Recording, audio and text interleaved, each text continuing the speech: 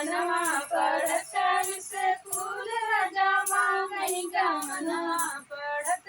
school राजा मांगई गवनवा माई कहाई बेटी हो सपनवा माई कहाई बेटी हो सपनवा सपना जरी जाई माई जावई गवनवा सपना जरी जाई माई जावई गवनवा पढ़त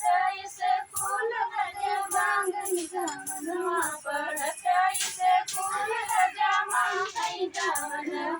चाची कहाई बेटी हो सपनवा चाची कहाई बेटी हो सपनवा सपना जरी जाई चाची जावई गवनवा सपना जरी जाई चाची जावई गवनवा पढ़त